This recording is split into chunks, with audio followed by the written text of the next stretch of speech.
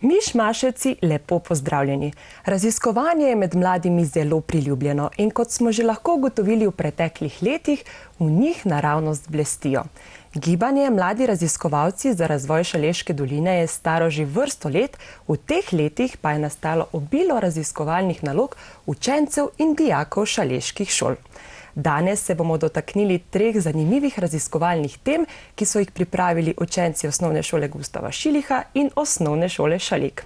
Najprej v studiu lepo pozdravljam Ajlo Derviševič in Urbana Maretiča, ki sta se ukvarjala z zelo zanimivimi vprašanji, ki nas pravzaprav pestijo vsak dan na vsakem koraku, in sicer z odpadki. Nam lahko za začetek zaupata, kje sta pravzaprav našla navdih za to temo? V bistvu raziskovala sva pot odpadkov po v bistvu njihovi uporabi, pa to, koliko jih v bistvu na taki srednje veliki šoli, kot je na primer naša, proizvedemo pri malici. Navdih je bil v bistvu to, da je trenutno v bistvu ta globalna težava z odpadki vedno večja in da bi bilo v bistvu prav, da vsak pri sebi pomisli in da ukrepa nekaj glede tega. Sta se morda tudi sama kdaj znašla v kakšni dilemi, kam spada kakšen takšen manj očiten odpadek, v katero kanto, če tako rečemo? Ja, v bistvu vse znajdeš, da je v dilemi, pa pol vprašaš koga, kam mora kak odpadek iti, ker naprimer, kakšni odpadki so res dvoumni, kak bi jih kam dal, naprimer, tetrapak, ko sem bil manjši, sem se velikrat vprašal, tako je okoli plastičen, pa noter papir, pač kam gre. Ja, se vprašaš za veliko odpadkov, kam bi jih mogel dati. Seveda, ideja za raziskovalno nalogo je ključna in zelo zanimiva. Kaj pa je sledilo potem? Kako sta se lotila dela? V bistvu raziskovanje se vedno začne z tem, da si najprej postaviš hipoteze, to je prva stvar. To so v bistvu neke vrste predpostavke oziroma predvidevanja, ki jih potem na koncu raziskovanja ovržeš. Potem je sledil teoretični del, to pa pomeni raziskovanje naprimer lokalne težave z odpadki, globalne težave z odpadki različnih centrov za ponovno uporabo. Vmes pa sva tudi opravljala meritve, ki so pa bile praktičen del najnega raziskovanja, potem pa sva to na koncu vse združila in hipoteze potrdila oziroma ovrgla. In kdaj sta se sploh lotila raziskovanja, se pravi, kdaj sta začela z raziskovanjem, kajti gre za kar dolg proces, kaj ne? Raziskovalno nalogo smo v bistvu začela na začetku leta, septembra nekje nam je učitelja pač, smo skupaj neko idejo najdli, da bi skupaj začeli neko raziskovalno skupaj probati narediti. In smo v bistvu kar že na začetku leta začela zbirati podatke, meritve smo pol nekje v novembru upravljala, čez cel november. Pa smo pa januarja, v bistvu, ko je bil že skoraj treba vse finiširati, smo pač skupaj delala v PowerPoint, pa zadnje stvari na Wordovem dokumentu pač finiširala. In če se vrnemo malce na hipoteze, koliko hipotez sta si zastavila in katere so bile tiste najbolj zanimive oziroma na katere sta najbolj čakala odgovor? Postavila sva si 4 hipoteze, vse skupaj. V bistvu najbolj naju je zanimalo to, če bo vsak dan vsaj nekaj plastike, ker plastika je v bistvu ta najbolj splošen ekološki problem, zato ker se od vseh teh različnih vrst odpadkov najdlje razgraja. Ugotovila pa sva, da na srečo vsak dan ni bilo plastike. Je pa sicer plastike bilo v skupnem seštevku največ od vseh odpadkov, pa vendar je bila pa najmanj ponovno uporabljena. In kako so te vajine meritve izgledale, če se ne motim, sta jih izvajala med malico? Ja, v bistvu med malico vsak dan smo dnevno tehtala smeti, odpadke, se pravi, tehtala smo jih na papir, plastiko, kovino pa steklo. V bistvu zapisovala smo jih v preglednici, merila pa smo pa tudi pač koliko teh podatkov bo pol naprej lahko ponovno uporabljenih, se pravi, pri tehniki, ko smo kartonske škatle, ko so lahko bile ponovno uporabljene, smo to pač tudi pol štela k ponovno uporabljenim odpadkom. So bile kakšne vrste malic bolj ugodne z vidika manjše količine odpadkov? Recimo, da najbolj kaki kruh oziroma kaki rogljički, zato ker recimo jogurtovi lončki in to vse je prišlo pač v posamičnem pakiranju, naprimer po en jogurtov lonček. Če se je pa naprimer na šoli od pijače, recimo, da je najbolj ugoden, predvidevava, da čaj, zato ker v bistvu pride v manjših pakiranjih, papirnatih. Najbolj se je pa predvidevava, da poznalo takrat, ko je bilo v bistvu kaj, kar je bilo v plastiko zapakirano. Pa vaju je morda cela količina odpadkov, ki je nastala v enem dnevu, presenetila? Sta pričakovala tako visoko ali morda tako nizko številko? V bistvu se je nama količina zdela kar ne toliko visoka, smo v bistvu skoraj da višjo pričakovala, ker v bistvu ni bilo toliko skupaj vseh teh odpadkov, kot smo pričakovali, da jih bo, ker je veliko odpadkov v naši šoli v bistvu sploh ni odpadkov, so lahko ponovno uporabljena embalaža, naprimer, ko dobimo jogurt ali pa marmelado v nekih takih velikih vedrih in lahko to v bistvu pač opereš in ponovno marmelado noter daš in v bistvu to pa ni odpadek na koncu. No, zelo zanimivo. Raziskovala sta tudi neka teoretična izhodišča. Kaj ste ugotovila na globalni ravni? Kakšno je stanje z odpadki danes? Veliko preveč jih ustvarimo. V bistvu ustvarimo jih veliko več, kot bi lahko jih reciklirali potem. In to se nam zdi velik problem, ker se tudi odlagališča nahajajo predvsem v bližini mest in to vse, kar tudi v bistvu vpliva na naše zdravje in na zdravje vseh okoli nas. Vedno več je tudi teh morskih odlagališč oziroma odlagališč v vodi, kar je tudi zaskrbljujoče zaradi živali, ki pa na koncu končajo tudi na našem krožniku. Ja, res zelo zaskrbljujoče.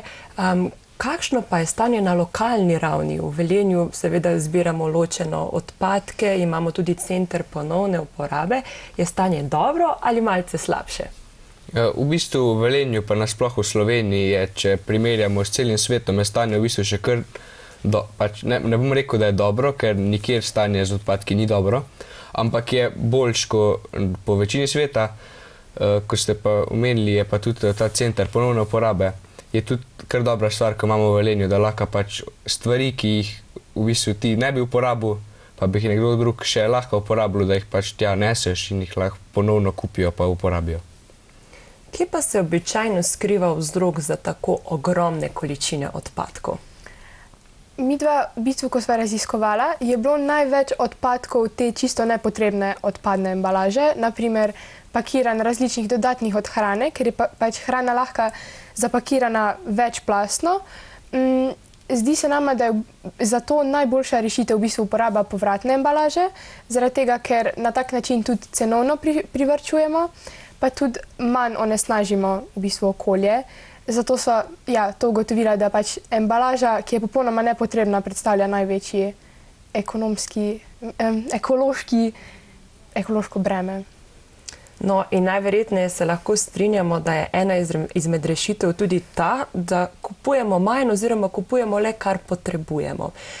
Raziskovala pa sta tudi bioplastiko, morda je to ena izmed rešitev. Kaj bioplastika sploh je? V bistvu bioplastika je neka nova vrsta plastike.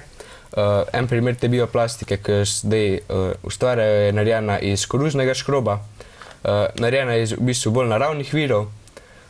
Boljše je od navadne plastike, ker se prej razgradi. Naprimer, nove bioplastike se že v 80 dnevih razgradijo. Seveda pa pač tudi pride s svojimi problemi. Cenovno je približno ista kot plastika za izdelavo. Seveda pa tudi pri izdelavi nastane nekaj odpadkov, tudi vode se veliko porabi, tako da bi bilo treba preveriti, če je to res boljša alternativa kot plastika, ampak je ena od alternativ. Pa lahko morda kakšne lončke za piknik že kupimo v obliki bioplastike ali je to le še ideja, ki se še razvija v svetu? V bistvu v Sloveniji, vsaj to, kar so midva raziskovala, bioplastika še nam ni toliko dostopna. Bi bilo pa fajn, če bi v bistvu čim prej bila. No, seveda, poleg bioplastike je še ena izmed rešitev tudi ponovna uporaba izdelkov. Nam lahko na hitro predstavite še, kako deluje center ponovne uporabe v Velenju? Ja, se pravi v centru ponovne uporabe. En konkreten primer, doma imaš star kavč, ko ga bi hotel zamenjati, ker ti ni več všeč. Ta kavč je v bistvu še uporaben, lahko bi ga še uporabil. Neseš ga na center ponovne uporabe, tam ga umijejo, zašijejo, če je kaj strgano in ga dajo v izložbo, kjer ga lahko pač nova oseba kupi in ponovno uporablja. No, zelo zanimivo. O nekih izhodiščih in dobrih smernicah za prihodnost smo povedali že ogromno, sedaj pa je čas, da se vrnemo nazaj na vajine hipoteze. Kaj sta ugotovila ob koncu svojega raziskovanja? To je pa verjetno najboljše, da Urban predstavi.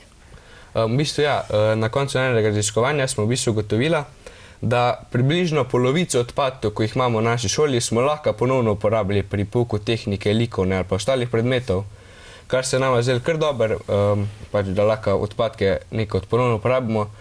Seveda bodo pač to enkrat še kar odpadki, ampak jim damo nek nov namen, kako jih lahko ponovno uporabimo. Ugotovili smo pa tudi, da vsak dan ni plastike, kot je Žajla prej rekla, kar se nam je tudi kar dobro zdelo, da pač na naši šoli ne rabimo vsak dan plastičnih odpadkov proizvajati. Ja. Pa morda ob koncu raziskave tudi vidva, kako drugače gledata na odpadke? V bistvu že prej, verjetno se nobenemu odpadki ne zdijo dobra stvar, ampak zdaj, ko sva raziskovala, sva v bistvu tudi ugotovila, koliko so nepotrebni na določenih področjih, da jih ponekod res ne rabimo in jih v bistvu proizvajamo, zato ker lahko. Midva sva v bistvu že prej, tudi ko sva predstavljala najino nalogo komisiji, sva dobila veliko vprašanj, če sva tudi midva okoljsko ozaveščena, kar sva ugotovila, da sva, oba dva sva ugotovila, da tudi doma recikliramo, sortiramo odpadke, uporabljamo, ne vem, platnene vrečke namesto plastičnih. Tako da midva v bistvu bistveno nisva nič takega ugotovila.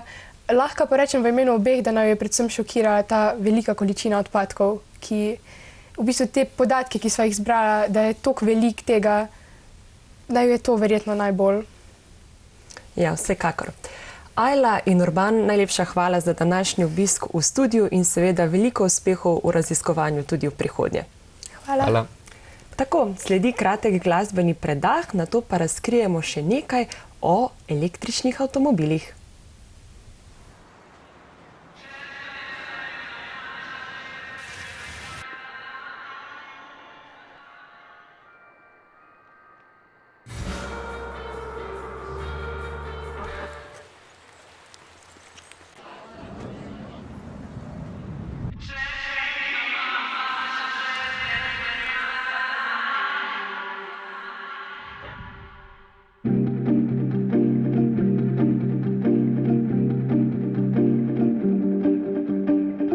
Zimsko jutro, hladno gre skozi mene, pojejo ptički pesmi pridušene, ti pa gola tečeš čez valove, brez odziva na pogled vse surove.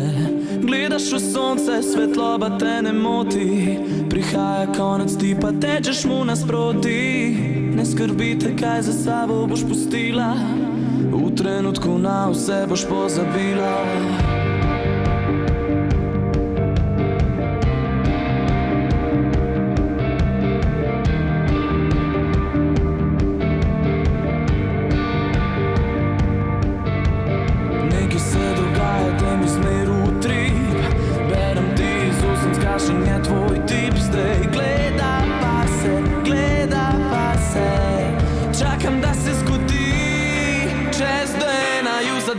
Še zvezde bi plesale za naju, če dih nama vzame, še zvezde bi plesale za naju. Sladko se nasmej in ustavi, vse bo čas za naju. Lahko opaziš, da misli mi bežijo, ko po tvojo srajco se zgubijo. Vedno bližje sva, vedno bližje sva. Nekaj se dogaja, daj mi smer v trip, berem ti iz usem, zgašen je tvoj tip. Zdaj gledava se, čakam, da se zgodi. Čez dej naju zadane, še zvezde bi plesale za naju. Če dih nama vzame, še zvezde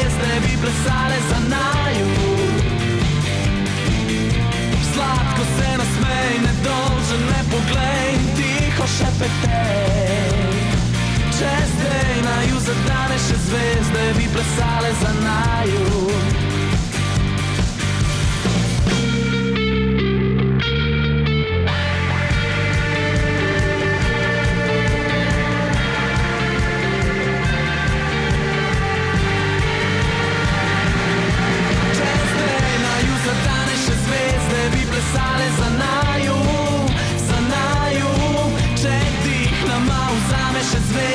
Plesale za naju. Sladko se nasmej, nedolžen, ne poglej, tiho šepetej. Če zdaj naju zadane še zvezde, bi plesale za naju.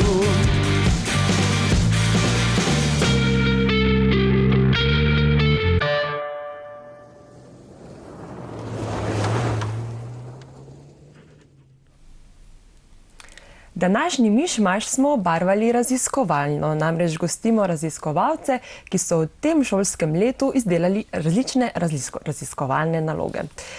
V studiu že lepo pozdravljam Marka Šehiča iz osnovne šole v Šaleku. Mark, lepo pozdravljen. Pozdravljeni. Nam lahko kar sam razkriješ, o čem si raziskoval? Raziskoval sem o električnih avtomobilih, oziroma kakšen bi bil vpliv na okolje in na splošno, če bi avtomobile na fosilna goriva zamenjali z električnimi. Kje pa se ti je v bistvu porodila ideja za raziskovanje? Ideja za raziskovanje se mi je porodila, ker vem, da se soočamo z vplivom podnebnih sprememb oziroma globalnem segrevanju. In leta 2019 smo na našo hišo postavili sončno elektrarno. Takrat sem tudi pričel z opravljanjem meritev o elektrarni in njenem delovanju. Opravljal sem v bistvu mesečne in letne meritve, ki sem jih tudi potem uporabil v raziskovalni nalogi. Prav tako imamo v lasti v družini električni avtomobil, katerega podatke sem prav tako uporabil. Del raziskovalne naloge sem naredil tudi s pomočjo različnih podatkov iz spleta, večinoma iz Statističnega urada Republike Slovenije, ki sem jih matematično in statistično obdelal. Zelo zanimivo. Pa nam lahko razkriješ, kako se je raziskovanje sploh začelo? Najprej se je seveda porodila ideja, kaj pa je sledilo potem? Potem so sledile meritve, torej mesečne in letne.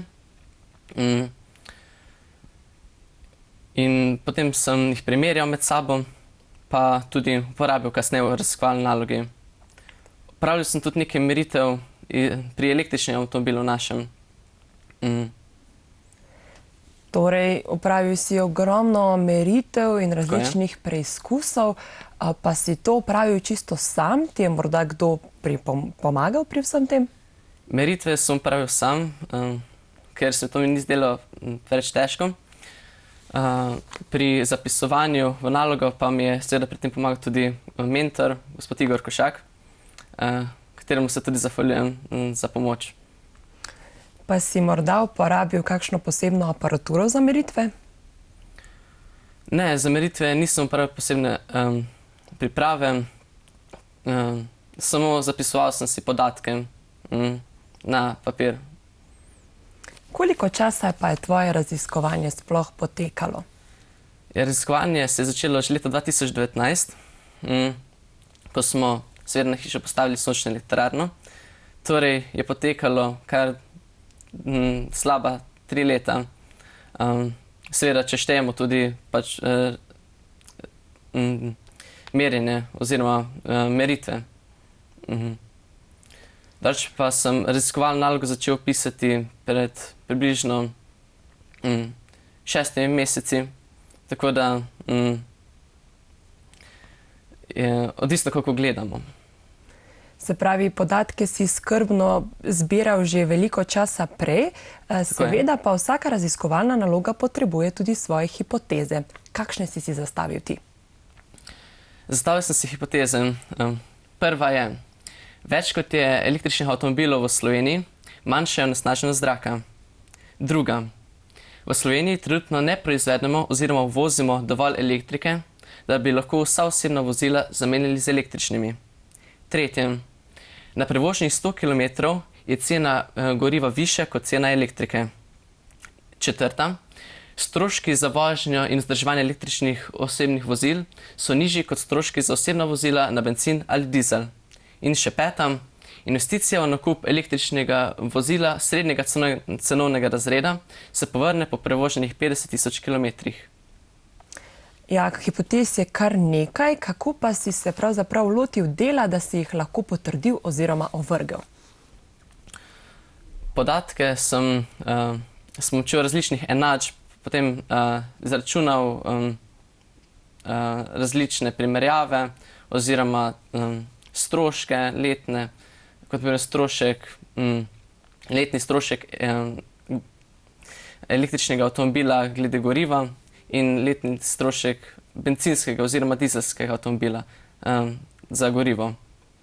To sem potem primerjal med sabo in ugotovil, da je strošek avtomobilov na fosilna goriva oziroma na dizel ali bencin kar 3-krat višji, če gledamo seveda pogonsko gorivo. Prav tako sem tudi upošteval ceno elektrike, da sem potem videl, koliko bi prišlo skupaj, če doma filaš polniš električni avtomobil. Pride nekaj čez 250 € letno. Nisem pa računal, koliko pride na lokalnih polnilnicah, ampak sem pa dal podatke, koliko časa se fila avto na polnilnicah, različnih seveda, in koliko je tam cena. Omenil si, da ti je bilo veliko pomoč tudi brskanje po spletu. Nam lahko razkriješ, kaj zanimivega si odkril tam? Brskal sem po različnih spletnih straneh za uporabnimi podatki. Večinoma pa sem podatke dobil iz Statističnega urada Republike Slovenije. Naprimer, kot je cena elektrike za gospodinjstva. Tako sem dobil tudi potem podatke za letni strošek in naprimer izpuste elektrarn, ki jih tudi nisem poznal točno, sem dobil iz različnih spletnih strani in jih povezal potem rezultate. Torej, sam si raziskoval, zakaj je električni avtomobil cenejši in učinkovitejši na okolje, pa nam lahko morda iz lastnih izkušenj razkriješ, zakaj je vožnja z električnim avtomobilom tudi kot sopotnik boljša. Morda je tukaj hrup? Ja, hrupa res ni toliko. Kot vemo, mašine se ne sliši, ker je na elektriko. Potem tudi vožnja se meni zdi malo bolj udobna. Čeprav razdalja, torej doseg avtomobila mogoče ni tako velik kot pri avtomobilih na fosilna goriva, jaz mislim, da bo čez par let tudi to prišlo, se izenačilo. Zelo zanimivo. In če se vrnemo nazaj k tvojim hipotezam, prva se dotika teme, ali v Sloveniji proizvedemo dovolj elektrike, da bi lahko vsi uporabljali električna vozila. Kaj si ugotovil? Ja, to hipotezo sem potrdil. Glede na to, da elektriko pridobimo iz hidroelektrarne, termoelektrarne in nuklearne elektrarne, tako kot jo pridobimo sedaj, torej tretjino proizvede vsaka elektrarna. Če pa upoštevamo pridobivanje elektrike s sončnimi celicami in vetrnicami, pa je vpliv na okolje še manjši. Kaj pa hipoteza, ki se dotika vprašanja onesnaženosti zraka? Če bi uporabljali več električnih avtomobilov, bi bila onesnaženost manjša? Ja, bi bila manjša, če ne bi elektrike pridobivali samo iz termoelektrarne Šoštanj. Drugačna ureditev pa bi bila v koristek. Kako pa je s stroški? Tudi na te se navezuje ena izmed tvojih hipotez. Je ugodneje voziti električni avtomobil ali tistega na izgorevanje? Ugodneje je voziti električni avtomobil, torej že glede pogonskega goriva je cena nižja letna. Prav tako tudi servisi, vzdrževanje, tudi subvencije pripomorejo k nižjim stroškom za električna vozila. No, ena izmed tvojih hipotez se glasi tudi to, da bi bila vožnja na 100 km ugodnejša, kaj ne? Ja, vožnja na 100 km bi bila ugodnejša za električna vozila, saj so tudi letni stroški nižji. Kaj pa hipoteza, ki se navezuje na investicijo, ki se povrne v določenem času? Kaj si ugotovil na tem področju? In nam lahko natančneje predstaviš hipotezo? Ja, to hipotezo ne morem potrditi, saj glede na podatke, na leto prihranimo z električnim avtomobilom samo pri pogonskem gorivu 500 evrov približno. Torej, če prevozimo 7200 km, prihranimo 500 evrov. To pa pomeni, da bi, če kupimo avtomobil na fosilna goriva za 25 000 evrov približno in primerljiv avtomobil na elektriko, torej za 35 000 evrov, je to 10 000 evrov razlike. In če upoštevamo prihranek goriva, je to potem v 20 letih bi se približno povrnilo to. Ampak, če pa prevozimo več kilometrov, se investicija povrne bistveno hitreje. Prav tako, če upoštevamo subvencije, cenejše servisiranje, potem različne davke, pa tako naprej, bi se investicija povrnila bistveno hitreje. Mark, na področju električnih avtomobilov si odkril res ogromno, za kar ti iskreno čestitamo, seveda pa se ti zahvaljujemo za današnji obisk v studiu. Hvala tudi vam.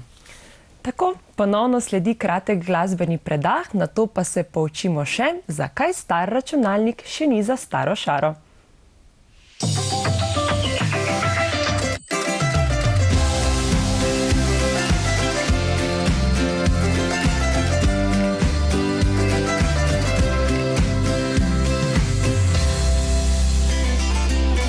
Včasih se zbudim, siv in hladen dan, takrat me ti objaviš in vem, da vse imam. Včasih je lepo, cvetijo polja sreče, takrat si ti ob meni, takrat mi je najlepše in naj traja.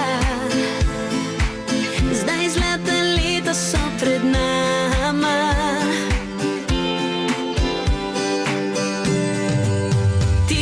Znaš,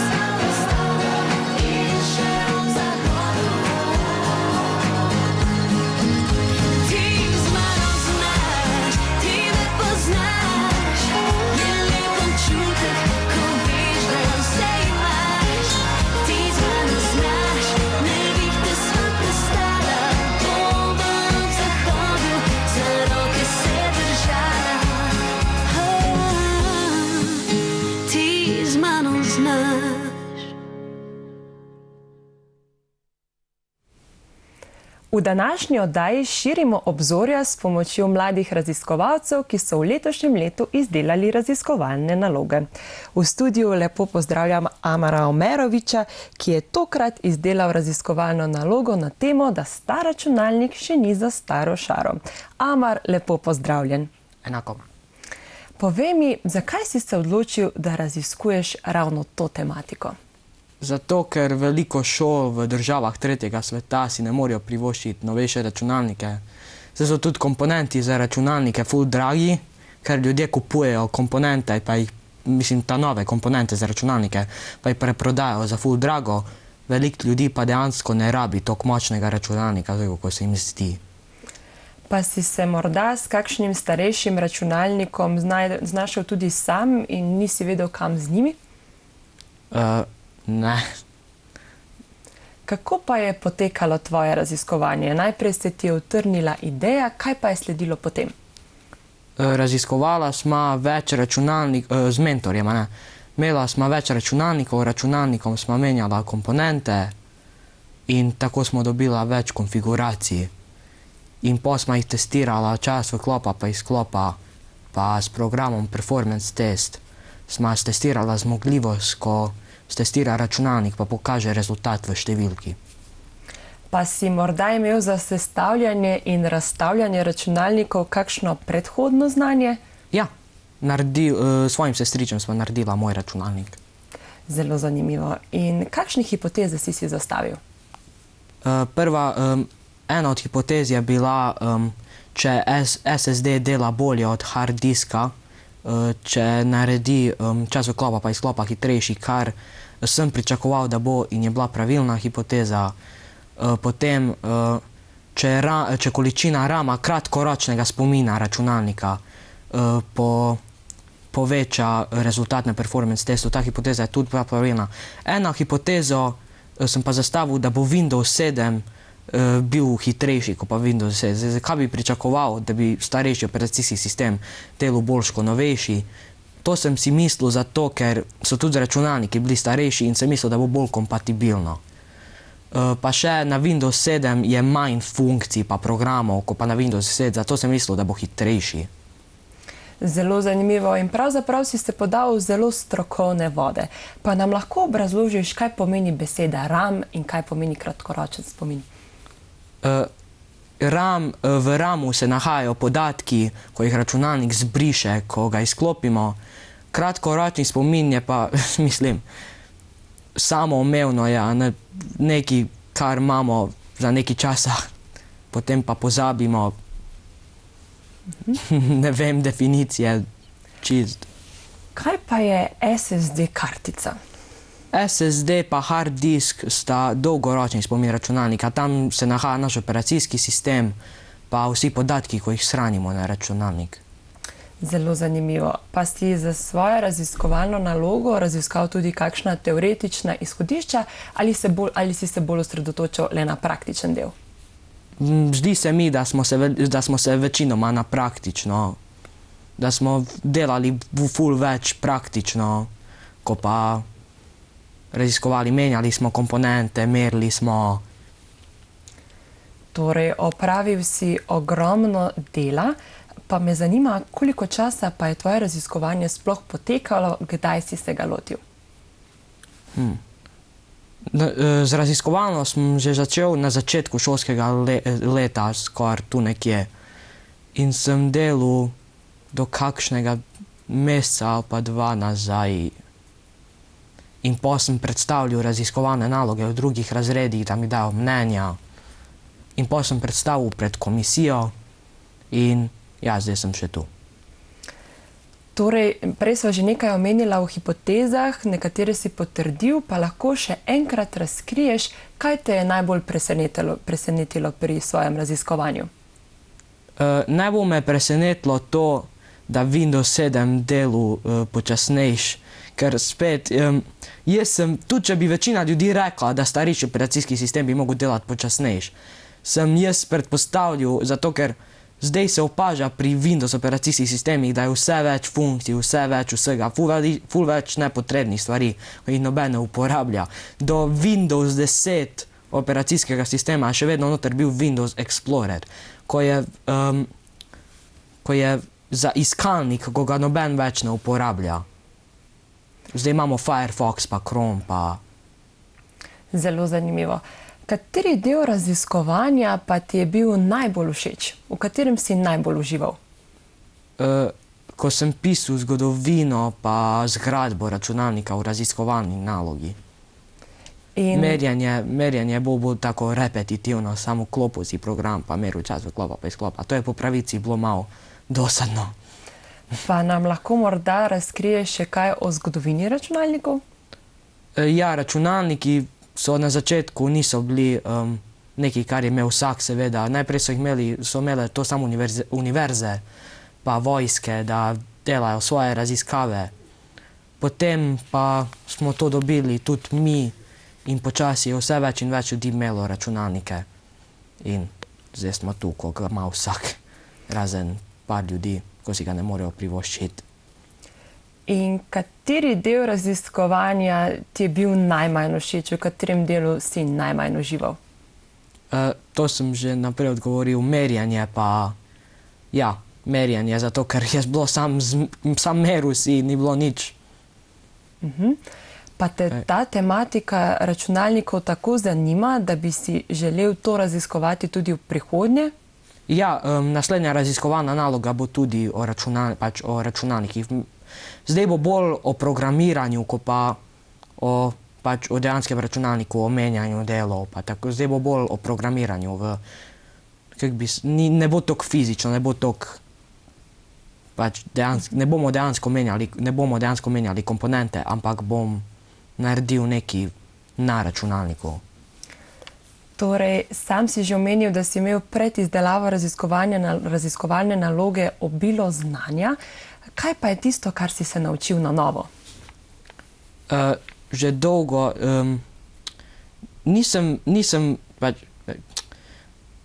najbolj mi je bilo nisem že dolgo delal z računalniki na roko, ne vem, nisem že dolgo odprl računalnika pa delal z njim že nekaj časa in to mi je spet dalo, malo se mi je osvežil spomin o tem.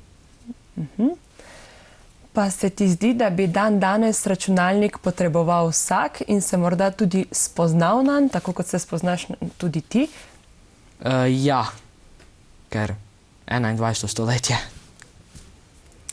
Amar, najlepša hvala za današnji obisk v studiu in vse zanimive informacije. Ok, enako. Mišmaševci, raziskovanje je neskončno potovanje, ki se nikoli ne konča. Zato raziskujte tudi vi in si širite svoja obzorja. Saj veste, v znanju je moč. Se vidimo znova prihodnji petek.